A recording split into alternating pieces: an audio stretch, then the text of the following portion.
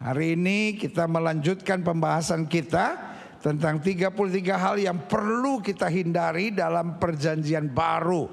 Nah, saudaraku yang kasih dalam Tuhan, selalu saya ingatkan, mencintai Yesus bukan hanya melakukan apa yang Yesus suka, tapi mencintai Yesus juga meninggalkan apa yang Yesus tidak suka. Amin. Taruh tangan kanan saudara di dada, sama-sama bilang, saya harus meninggalkan yang Yesus gak suka. Saya mau ini tertanam dalam hidup kita. Bukan hanya kita harus meninggalkan penyembahan berhala, karena kita memang sudah meninggalkan penyembahan berhala.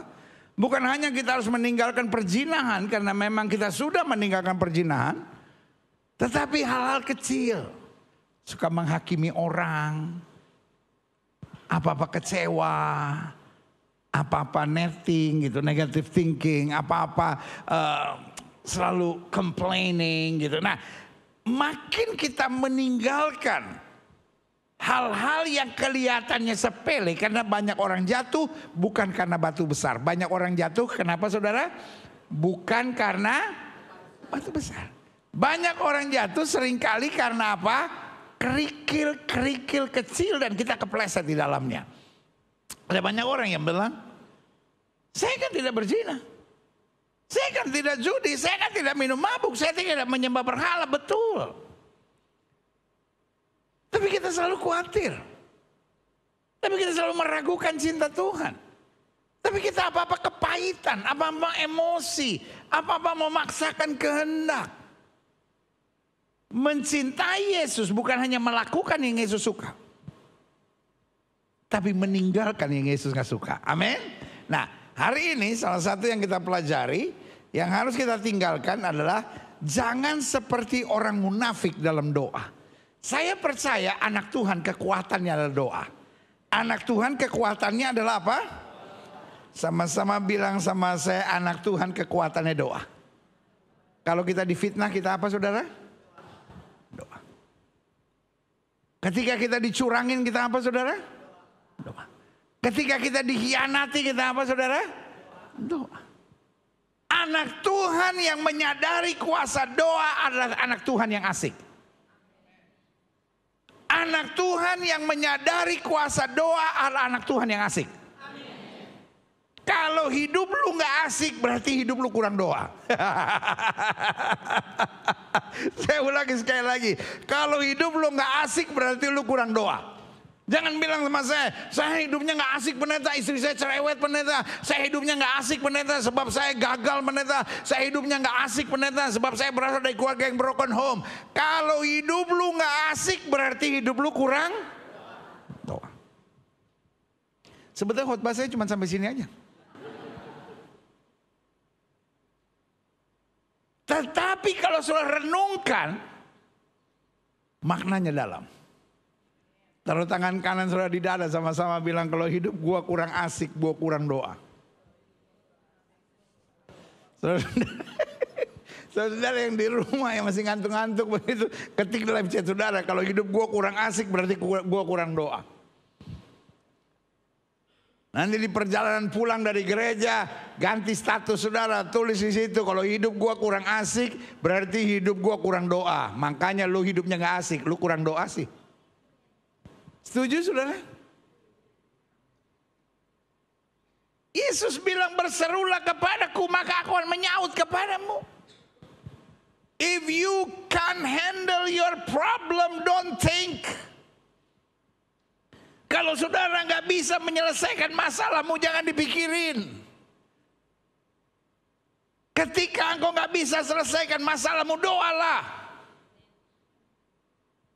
Amin. Karena kita bukan siapa-siapa, we just only servant. Kalau pembantu kita nggak tahu bagaimana mengatasi tagihan listrik, karena itu udah bunyi. Listrik zaman sekarang aneh. Listrik zaman dulu nggak pakai bunyi dia.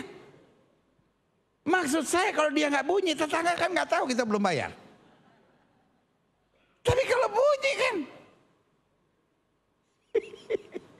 kalau kalau rumah kita gede? Nah, kalau rumah kita pas-pasan, tetangga sampai bilang, Pak, bunyi-bunyi apa sih? Tahu tuh anak-anak bikin apa. Hari ini saya cuma mau bilang kepada saudara, ketika pembantu di rumah dengar itu listrik bunyi, dia nggak akan nyelesain sendiri. Dia akan bilang, Nyonya, Tuan, listrik bunyi-bunyi tuh. Karena dia nggak bisa bayar dulu. Dia nggak bisa bilang, Nyonya saya udah bayarin, terserah Nyonya mau ganti, syukur, nggak mau ganti ya udah. Orang kaya kok pelitnya minta ampun. Nggak begitu. Hari ini saya cuma mau bilang sama saudara, kalau ada hal yang kita nggak bisa selesaikan, panggil namanya. Dia menyelesaikan segalanya, luar biasa. Mereka tepuk tangan yang meriah. Sama-sama bilang, kalau hidup gua nggak asik, gua kurang doa. Saya mau ini tertanam dalam roh saudara. Karena yang saya percaya anak Tuhan hidupnya pasti asik. Amin. Ayo kita lihat sama-sama. Matius 6 ayat 5 sampai 8. Hal berdoa. Dan apabila kamu berdoa, Alkitab udah bilang, it's okay if your prayer are not perfect. It's okay kalau doamu nggak sempurna. Ada orang yang doanya Tuhan diulang-ulang. Tuhan, aku berdoa ya Tuhan. Dan Tuhan, aku berseru kepadamu ya Bapa. Aku mau Tuhan, supaya Engkau Tuhan datang menolong tuku Tuhan, ya Tuhan. Sama malaikat bilang, Tuhannya banyak banget. It's okay if you are not perfect in prayer. Sangat tidak apa-apa kalau engkau tidak sempurna dalam doa. Tapi yang Alkitab bilang, janganlah berdoa seperti orang munafik. Mereka suka mengucapkan doanya dengan berdiri dalam rumah-rumah ibadat, pada tikungan-tikungan jalan raya, supaya mereka dilihat orang. Jadi kembali doa mereka yang saya sebut doa pencitraan. Doa apa saudara? Doa apa saudara? Jadi kalau doa bukan karena pencitraan, why we pray? Because we need. Amin. Sama-sama bilang, saya perlu berdoa. Kenapa saya perlu berdoa? Karena saya lemah. Kenapa saya perlu berdoa? Karena saya terbatas. Kenapa saya perlu berdoa? Karena doa menyenangkan hati Tuhan. Kenapa saya perlu berdoa? Karena dengan saya berdoa, saya akan mendapat banyak petunjuk dari Tuhan. Orang kaya, engkau perlu doa. Nah, orang kaya aja perlu doa, apalagi orang susah. Bapak-bapak perlu doa. Ibu-ibu perlu doa. Saudara-saudara yang lagi panik dengan banyak hal di depan saudara, engkau perlu doa. Adik-adik muda, engkau perlu doa. Hamba-hamba Tuhan kita perlu doa. Apalagi orang-orang politik. Apalagi orang-orang bisnis. Saya selalu bilang, orang Kristen yang tidak suka berdoa adalah orang Kristen yang nekat. Orang Kristen yang tidak suka berdoa, orang Kristen yang apa saudara? Orang Kristen yang tidak suka berdoa apa saudara? Nekat. Itu sama seperti maju ke medan peperangan tanpa membawa senjata. Setan mempersiapkan serangan yang membabi buta kepada anak-anak Tuhan. Dan penjagaan kita selalu adalah doa. Makanya Alkitab bilang, janganlah kamu berdoa supaya dilihat orang. Aku berkata kepadamu, sesungguhnya mereka sudah mendapat upahnya. Tetapi jika engkau berdoa, masuklah ke dalam kamarmu, tutuplah pintu, dan berdoalah kepada Bapamu yang ada di tempat tersembunyi. Maka Bapamu yang melihat yang tersembunyi akan membalas kepadamu. Pertanyaan saya, kita boleh doa di gereja enggak? Kita boleh doa di tempat umum nggak? Ada orang yang kalau makan di kantin tidak pernah doa. Temannya bilang, lu gila lu. Kayak kebo lu. Masa makan nggak doa? Alkitab bilang kalau makan masuk kamar tutup pintu. Masa gue mesti bawa makanan ke kamar? Jadi karena nggak di kamar gue nggak usah doa. Itu aneh, saudara-saudara. Intinya, yang Alkitab sedang mau ngomong bukan lokasinya tapi sikap hati. Yang Tuhan mau ngomong apa, saudara? Bukan lokasi tapi sikap hati. Karena doa bukan supaya dilihat orang, tapi doa adalah kebutuhan, keperluan dari setiap orang. Lanjut ya. Dikatakan selanjutnya, klik. Lagi pula dalam doamu itu, janganlah kamu bertele-tele seperti kebiasaan orang yang tidak mengenal Allah. Artinya doa itu langsung aja. Gak usah mikirin bagaimana bahasanya. Kalau saya lagi sakit hati bilang sama Tuhan, Tuhan saya sakit hati, saya tuh gak terima Tuhan. Tuhan boleh gak beri hati saya tenang, saya perlu banget hati yang tenang. Sama Tuhan gak usah jaim. Jadi yang pertama gak usah apa? Pencitraan. Yang kedua sama Tuhan gak usah jaim. Apa adanya aja. Mereka menyangka, ini dia. Mereka berasumsi bahwa karena banyaknya kata-kata doanya akan dikabulkan. Jadi doa bukan soal orang bisa bilang, wih saya berdoa 2 jam sehari. Lalu kita pikir gimana ya supaya doa 2 jam sehari? Kata-katanya saya tambah. Kalau saudara tanya sama saya, kenapa orang bisa berdoa 2 jam? Orang berdoa 2 jam itu bukan ngomongnya yang panjang, tapi masuk dalam hadirat Tuhan yang lama. Jadi jangan saudara pikir orang berdoa 2 jam tuh ngomong terus gitu. Tuhan aku gini, enggak. Kadang-kala dalam doa kita feel His presence. Kadang-kala kita rasakan hadiratnya. Kadang-kala kita cuma nangis di hadapan Tuhan. Nangis bukan karena banyak masalah, tapi nangis karena kagum melihat kuasa Tuhan yang dahsyat dan luar biasa. Amin. Lanjut ya. Dikatakan, jadi dikatakan, janganlah kamu seperti mereka. Karena Bapamu mengetahui apa yang kamu perlukan sebelum kamu minta kepadanya. Orang-orang logika akan mempersoalkan ayat ini. Dan berkata, if God knows our heart. Kalau Tuhan udah tahu hati kita, ngapain dia suruh kita doa? Kok Tuhan aneh-aneh banget sih? Kalau Tuhan udah tahu ya udah. Kalau saya tahu anak saya butuh sepatu kan gak usah dia ngomong dulu kan. Papi aku butuh sepatu. No. Different. Tuhan mau kita punya hubungan. Sama-sama bilang sama saya hubungan. Sehingga kita tahu everything is not come by coincidence. Tidak ada sesuatu yang terjadi secara kebetulan. Waktu kita punya hubungan dengan Tuhan, disitulah kemenangan Tuhan sediakan. Sama-sama bilang sama saya, waktu ada hubungan dengan Tuhan, di situ kemenangan. Hari ini kita akan menerima perjamuan suci. Perjamuan suci mengajarkan kepada kita dari pihak Yesus. Yesus siap mengerjakan apa saja. Dari pihak kita Tuhan cuma mau kita jaga hubungan. Amin. Dan kita jaga hubungan bukan supaya Tuhan senang.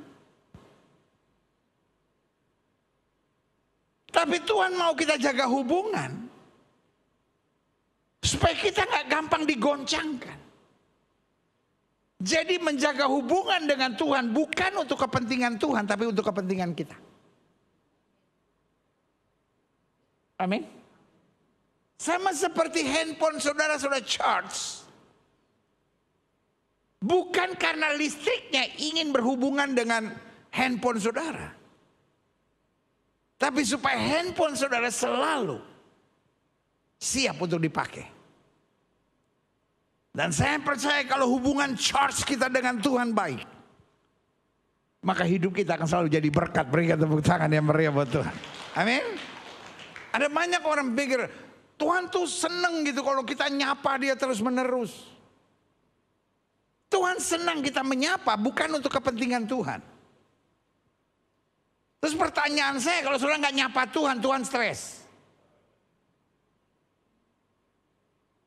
Tuhan ngambek. Orang Manado bilang Tuhan maraju. Iya kan? Kita panggil Tuhan, enggak. Kenapa Tuhan ngambek? Lu pikir Tuhan seperti girlfriend saudara kah? Hari ini saya cuma mau ingatkan buat saudara. Tuhan senang kita menjaga hubungan. Bukan untuk kepentingan Tuhan, tapi untuk kepentingan kita. Supaya kita selalu kuat. Supaya kita selalu dahsyat. Supaya hidup kita selalu jadi berkat. Berikan tepuk tangan yang meriah buat Tuhan. Nah, klik. Karena itu saya simpulkan begini. Kekristenan tidak dapat dipisahkan dari doa. Dari zaman dulu kita kenal doa adalah apa? Nafas hidup orang percaya. Makanya hari ini saya mau supaya setiap jemaat Gereja Bethel Indonesia Global Fellowship Center, baik yang di rumah maupun yang di gereja, yang baik yang mengikuti ibadah langsung maupun ibadah online, kita punya moto. Kalau hidup gua nggak asik berarti gua kurang doa. Karena doa bikin hidup kita asik. Sama-sama bilang doa bikin hidup kita asik. Doa bukan bikin hidup kita semuanya gak ada masalah. Tapi di tengah masalah tetap asik. Daud dimaki sama Goliat, hidupnya tetap asik. Engkau boleh datangi aku dengan pedang, tombak, dan demi, tapi aku datangi engkau dengan nama Tuhan semesta alam. Sarah, Mesa, Abednego walaupun dibuang ke dapur api, hidupnya tetap asik. Yusuf walaupun dibuang ke dalam penjara, hidupnya tetap asik. Dan saya percaya anak-anak Tuhan hidupnya asik. Amin. Jadi lihat masalah sebagai bagian kehidupan. Sama seperti kalau saudara naik kapal laut. Di samping kiri kanan saudara, saudara lihat ombak. Tapi saudara tetap asik. Kadang-kadang di tengah ombak saudara selfie. Hanya orang gila yang naik kapal lalu berdoa, Tuhan biar gak ada ombak. Biarkan ombak ada. Tapi kapal bisa mengatasinya. Berikan tepuk tangan yang meriah buat Tuhan. Amin. Klik. Nah, saya pelajari kenapa doa penting buat kita. Satu, karena lewat doa kita melihat kemenangan. Yang pertama kita menang terhadap diri kita dulu. Karena selalu saya bilang, hidup yang paling penting bukan bagaimana kita mengalahkan orang. Kalau kita mengalahkan orang, kita jadi orang serakah. Kita jadi orang arogan. Karena kita mau kalahkan semua orang. Tapi yang pertama, kalahkan diri kita sendiri dulu. Dan orang yang bisa mengalahkan diri yang pertama, dia bersyukur. Dan yang kedua, dia berserah. Dan yang ketiga, dia bersuka cita. Bersyukur, berserah, dan apa? Itu tanda dia sudah mengalahkan diri sendiri. Kalau apa-apa kecewa, apa-apa ngambek, apa-apa stres, artinya kita belum mengalahkan diri kita sendiri. Kita hanya ingin mengalahkan orang lain. Raja Ahab satu kali marah sekali. Karena dia melihat kebun anggur Nabot. Dan dia sampai gak bisa tidur. Nah, itu ciri orang yang tidak bisa mengalahkan diri sendiri. Ada orang yang lihat tetangganya beli mobil gak bisa tidur. Ada orang yang melihat temennya naik pesawat pribadi stres. Ada orang yang lihat temennya beli handphone bisa lipat 3. Kan lagi rame tuh. Apa sih? Xiaomi ya? Hah? Pokoknya handphone Cina itu. Tapi biasa aja. Kenapa emang? Ada orang pokoknya lihat apa kayak nggak seneng gitu. Itu yang saya bilang, orang yang selalu mau mengalahkan orang lain. Tugas kita bukan mengalahkan siapapun. Tugas kita mengalahkan diri sendiri. Yang kedua, Lewat doa kita melihat kemenangan. Tapi lewat doa juga kita apa saudara? Mendengar suara Tuhan. Makanya saya bilang doa bukan cuma ngomong. Tapi doa adalah komunikasi dengan Tuhan. Komunikasi itu adalah memberi kesempatan Tuhan bicara.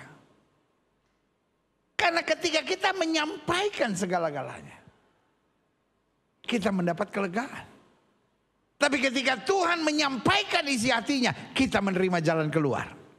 Yang ketiga, lewat doa kita mengalami tuntunan Tuhan.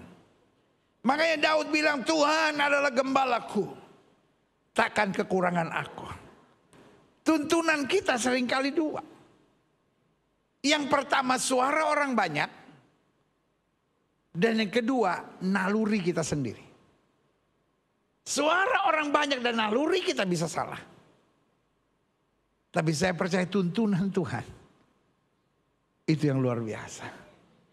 Alkitab berkata roh menuntun Kristus ke padang gurun untuk dicobai oleh iblis. Sebagian orang gak bisa ngerti kenapa roh Tuhan menuntun Yesus ke padang gurun untuk dicobai. Karena itu bagian proses yang harus dilewati. Jadi hari ini saya mau bilang, kalau Tuhan tuntun saudara bukan berarti engkau tidak punya masalah. Tapi kalau Tuhan tuntun engkau, berarti mau mengajarkan kepada kita. Hidup Kristen bukan hanya mengandalkan logika. Yang lain boleh bermegah dengan keretanya, yang lain boleh bermegah dengan kudanya. Tapi kita bermegah dalam Allah yang memberi kekuatan buat kita. Yang setuju katakan amin. Yang keempat saya pelajari, lewat doa kita menyadari kesalahan kita serta hal-hal yang perlu kita perbaiki. Nah ini yang kadang-kala keliru. Kita kadang-kala merasa semua orang yang salah, saya yang benar. Kita merasa semua orang yang perlu berubah, saya udah oke. Tapi hebatnya doa Allah. Doa membuat Daud menyadari, I have sinned before you God. Doa menyadari anak bungsu untuk berkata, aku sudah berdosa kepada Bapa. Jangan anggap aku sebagai anak Bapa, tapi jadikan aku salah seorang pelayan Bapa. Hidup ini kuncinya menyadari kesalahan.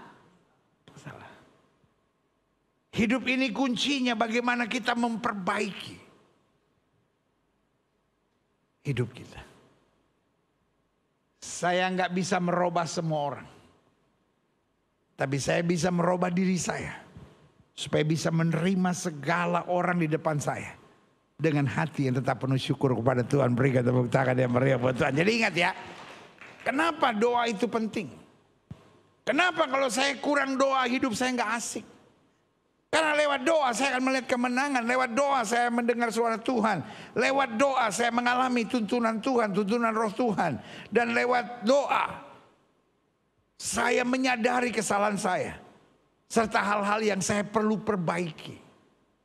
Sehingga saya bisa berkata aku hidup. Tapi bukan lagi aku yang hidup. Tapi Kristus yang hidup dalam aku. Klik.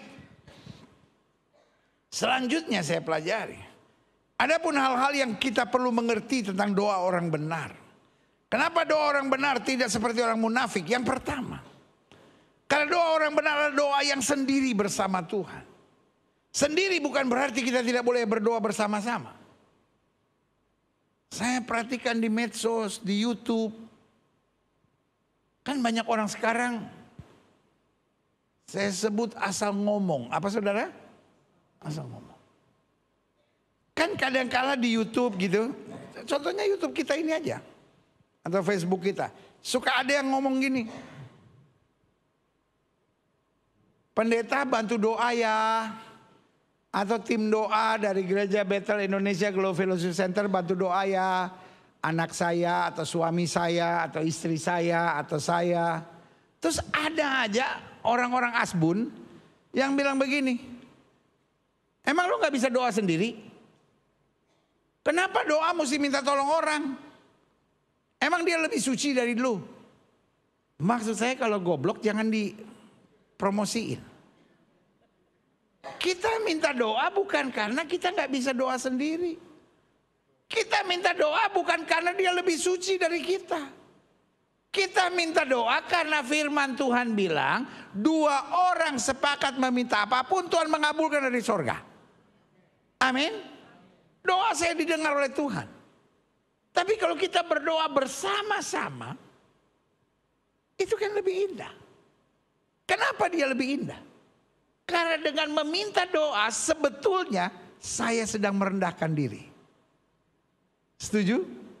Dan Tuhan senang lihat orang-orang yang merendahkan hati, merendahkan diri di hadapan Tuhan. Orang yang bilang saya nggak butuh doa siapapun, saya bisa doa sendiri. Di dalamnya sebetulnya ada kesombongan dan kearoganan. Jelas sampai di sini?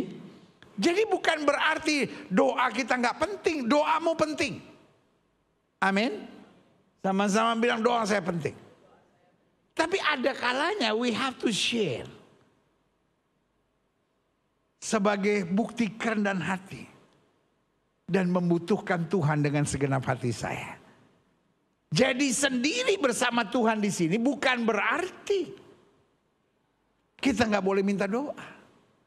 Sendiri bersama Tuhan berarti private life kita dengan Tuhan. Doa adalah sesuatu yang saya perlukan. Amin. Doa bukan supaya dinilai oleh orang. Orang mau bilang doamu nggak mantap, nggak apa-apa. Karena yang Tuhan lihat hati. Bukan kata-kata. Bukan cara doa. Ada orang yang kalau doa kadang-kala gak sampai selesai. Dia cuma doa Tuhan. Tuhan, Tuhan, Tuhan, Tuhan. Nangis dia. Orang bilang Pantekosta banget sih lu. Karismatik banget lu sih. Itu kalau Stephen Tong bilang gereja palsu lu. Gereja gak bener lu karismatik. Biarin orang mau ngomong apa. Biarin aja orang mau ngomong apa.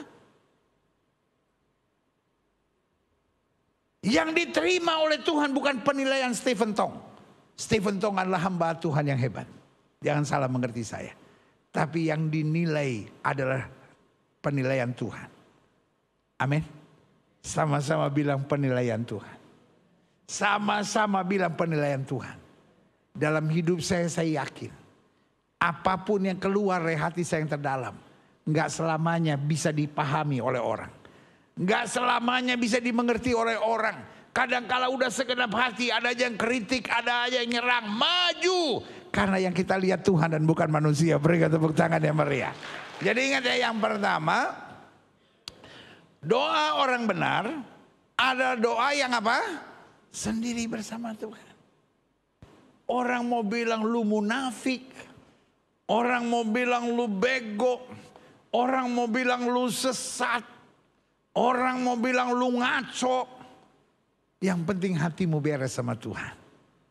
Karena bukan penilaian manusia yang berharga di surga. Tapi penilaian Tuhan. Karena hari-hari ini yang kita lihat kritik, hinaan, serangan sudah terjadi di mana-mana. Tapi saya mau sudah stabil. Yang kau pandang tetap Tuhan Yesus. Amin. Yang kedua. Makanya Matius 6 ayat 6 bilang begini. Tapi jika engkau berdoa. Masuklah ke dalam kamarmu. Tutuplah pintu dan berdoalah kepada Bapamu yang ada di tempat tersembunyi. Maka Bapamu yang melihat tersembunyi akan membalasnya kepadamu. Di sini tidak menjelaskan kepada kita. Bahwa kalau kita berdoa lokasinya harus di dalam kamar. Tapi menjelaskan kepada kita. Prayer is your private life with God. Artinya gak perlu ada orang yang mencampuri urusan saudara dalam doa. Gak perlu ada penilaian dari siapapun dalam doa. Karena itu urusanmu dengan Tuhan. Sebagian senang berdoa dengan bahasa roh. Berdoalah dengan bahasa roh. Nanti ada yang bilang, wow bahasa roh dari setan. Biarkan dia sama setannya itu.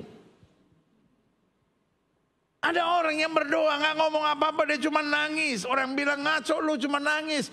Tuhan gak tahu apa-apa, lu nangis doang. Biarin. Ada yang kadang-kala cuma diam.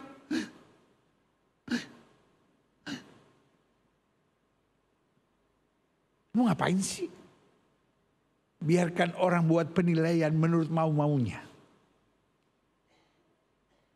Karena doa urusan kita sama Tuhan secara pribadi. Amin. Yang kedua saya pelajari. Adapun hal yang perlu kita mengerti tentang doa orang benar. Doa orang benar adalah doa yang jujur dan sederhana. Amin. Bukan doa yang kita belajar dari orang lain. Ada aliran kalau doa sepenggal kata cek. Tuhan, aku datang kepadamu. Itu aliran sepenggal kata cek.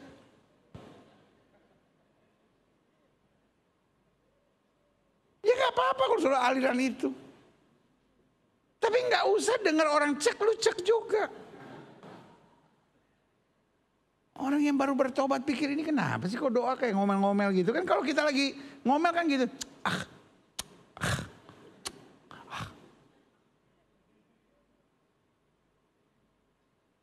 Doa adalah doa yang jujur dan sederhana. Saya masih dengar ada orang-orang yang bilang, oh saya gak bisa berdoa pendeta. Seorang bertanya kepada Billy Graham, what should I do if I can't pray? Apa yang harus saya buat karena saya tidak bisa berdoa? Dan Billy Graham berkata, if you can pray, you pray. Kalau kamu tidak bisa berdoa, berdoalah supaya bisa berdoa. Berarti nggak ada jalan keluar yang lebih baik daripada doa. Makanya lihat ayat ini. Matius 6 ayat 7, lagi pula dalam doamu jangan kamu bertele-tele, jangan aneh-aneh, jangan macam-macam seperti kebiasaan orang tidak mengenal Allah. Mereka menyangka bahwa karena banyaknya kata-kata doanya akan dikabulkan. Saya tidak menentang yang namanya buku doa. Kan ada orang yang kalau doa mesti pakai buku doa. Karena kalau nggak pakai buku doa kayaknya nggak mantap. Buat saya kalau memang itu cara saudara berdoa silahkan. Tapi yang paling penting bukan berarti buku doa itu akan berdoa bagimu. Ngerti nggak maksud saya? Tapi yang saya mau jelaskan kejujuran hati kita. Makanya kalau saudara lihat ibadah-ibadah apapun, mereka punya hafalan dalam doa. Silahkan. Tetapi yang saya mau bilang, Tuhan mau lihat kejujuran hati saudara. Kalau saudara lagi jengkel, bilang sama Tuhan, Tuhan saya lagi jengkel banget Tuhan. Saya kayaknya susah gitu ngampunin, masa orang itu ngomong begini-begini. Jujur aja, buat saya doa itu bukan hanya doa. Tapi doa itu juga adalah curhat di hadapan Tuhan. Tetapi doa bukan hanya curhat.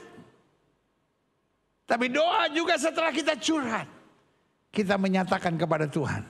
Aku tetap yakin Tuhanku tidak pernah meninggalkan aku. Katakan amin. Yang ketiga. Yang perlu kita mengerti tentang doa orang benar. Doa orang benar disertai keyakinan. Bahwa Allah mengerti hati kita. Amin. Tapi Allah yang mengerti hati kita. Mau kita punya hubungan dengan dia. Coba lihat ayat ini. Jadi janganlah kamu seperti mereka. Karena Bapamu mengetahui apa yang kamu perlukan. Sebelum kamu minta kepadanya. Jadi jangan naikkan yang disebut a scanner prayer. Tahu gak scanner prayer? Tuhan, Engkau tahu segala sesuatu dalam hatiku. Amin. Jadi kita minta Tuhan scan hati kita. Oh Tuhan tahu kan yang saya perlukan.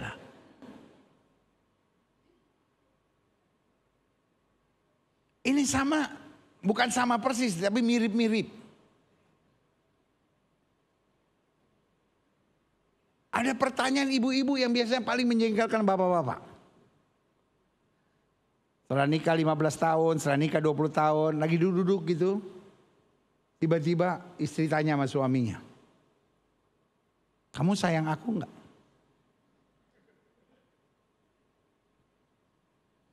Ada suami-suami yang chill aja gitu. Sayanglah. Gitu. Tapi ada suami yang bisa berkelahi tuh kalau ditanyain gitu. Maksudnya apa sih kamu nanya? Ya enggak, aku cuma nanya aja. Kamu ragu? Enggak. Ya kita udah 35 tahun sama-sama, anak udah 7. Masa kamu masih nanya begitu? Papa apa sih kok ditanya ribut? Berkelahi.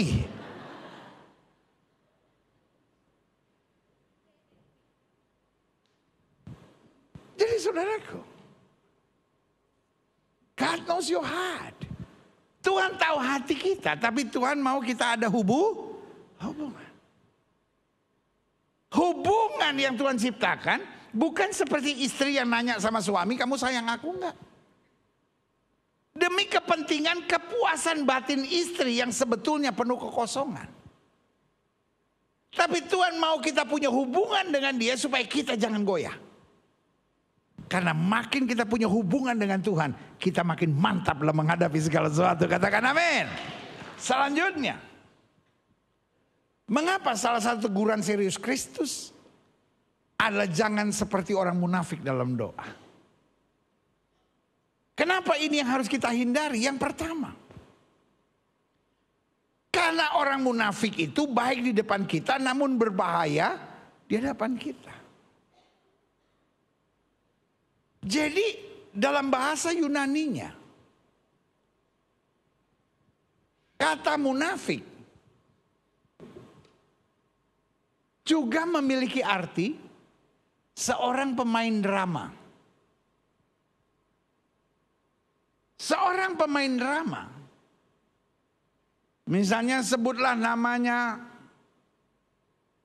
Joni Simanungkalit. Nggak mungkin di drama itu dia jadi Joni. Bisa aja namanya Ahmed. Bisa aja namanya Ferdinand. Bahkan kadang-kala bisa dia jadi perannya Banci.